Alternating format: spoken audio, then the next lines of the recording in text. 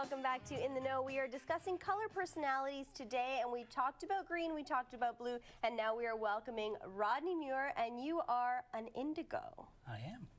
Hello, Rodney. Hello.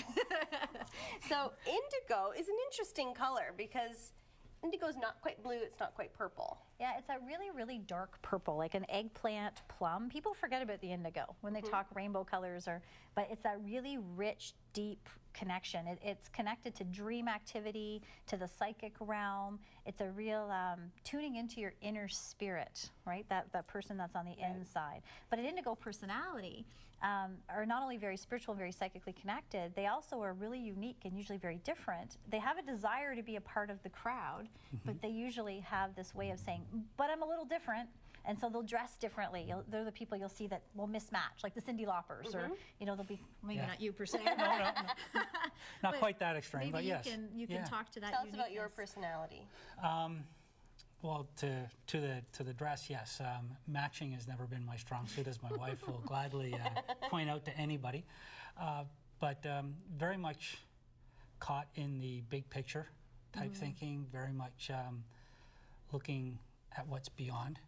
If dealing with people, very much connected to what's being thought or felt as opposed to what's being said at all times.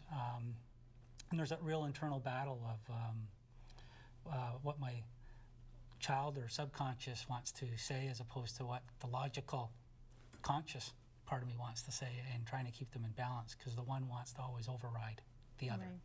And here you'll see the one personality that mentioned the subconscious. None of our other personalities even touched on it, right? But then here we come into the spiritual realm, and they're much more connected to that subconscious energy, that gut feeling, that what is my vibration, what's my frequency saying, what's the universe telling me.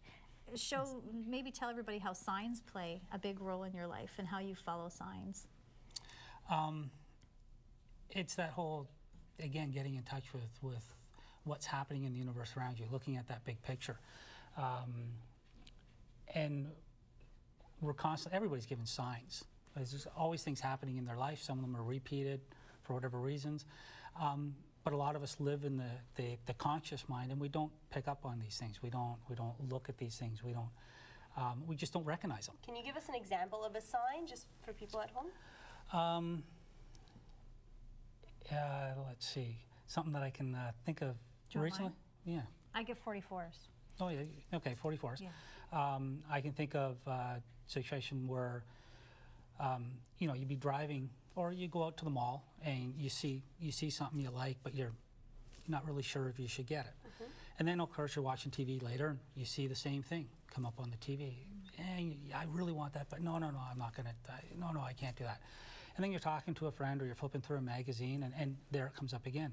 You get that same image, that same thought that comes forward all the time. It's usually telling you you need that. That's something you need. It's no different than, since we're talking about colors. Some days you wake up and everywhere you look, you're going to see the color red. Well, maybe that's telling you need more red in your life.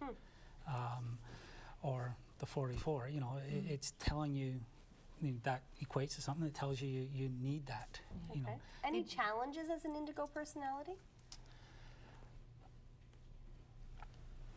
Internal conflict would probably be the biggest challenge. Again, going back to that subconscious and conscious element. We are constantly in the big picture, so sometimes we can come across, especially as a child, as a bit of a daydreamer. Many children that are that way will be viewed as daydreamers because they're caught in that big picture, imaginary realm. It can cause a little bit of procrastination because you're constantly thinking of the big picture, so you're a little slow getting started on the project. Once you get going, though, it's usually gangbusters. Any challenges with people who do not associate with the spiritual realm and just don't get it? Myself, I've been fortunate. I really haven't had many issues with that, and probably because my friends, my family, and that are all very supportive, and we're all very much in the same sort of realm, so to speak. But absolutely, I think in general, everybody's caught up in that conscious element.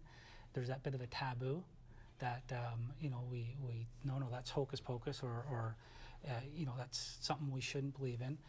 I mean, we're brought up to, this is the way you're supposed to act, this is the way you're supposed to be, this is what you're supposed to say in a situation. And we train ourselves to turn that subconscious off, to turn that connection. Because I think deep down we all have that connection, but we're trained to shut it off. Do you have any siblings? I do. What colors are they? Do you know? Well, my wife is a red. Wow. But you know, that can be really healthy. And actually, we are a great complement as a team. We're very much a, we force each other to look at things from different angles. Yes, we would. I only ask about your siblings because you talked about how you're raised. Exactly. Now, as for, you know, I really haven't delved into what their personalities are. My son is very much in the violet and the indigo realm, and we've encouraged him to stay there, because I think a lot of kids have that as part of their colors, but we turn that off in them. So we've encouraged him to stay there, stay very connected. Most of my family would probably be in the blue. Okay. Blue to red. I got some red in the family. I definitely have a lot of blue. Can I mention, just if you don't mind me, I want to mention to the audience, there's a fantastic book out there called Indigo Children for... I've heard of that. Yeah, for parents that have kids that are in the school system, not in the box, and they're considered more high frequency, hyperactive, a little bit more daydreaming, not focused. So if you're having, you know, children with that, kids are coming in with a higher vibration now, and now the adults are starting to realize that they're more high energy. You know, ADD, ADHD connected to the Indigo Personality. So you might want to get the Indigo Children. No, it's an excellent book, and yeah, we actually, both my wife and I have read that just because of our son.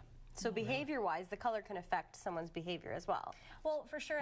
It's mainly because their frequency is so high, they're not grounded into this physical world. And the school system really focuses around the yellow and the blue as teachers with some green. And I know that from my own research because I've dealt with over 500 teachers. But that being said, we got to remember to stay grounded. Luckily, he has a red wife to help him in the process. All right. So, yeah. Excellent. Thanks, Rodney. Don't go anywhere. We're talking about violet when we come back here on In the Know.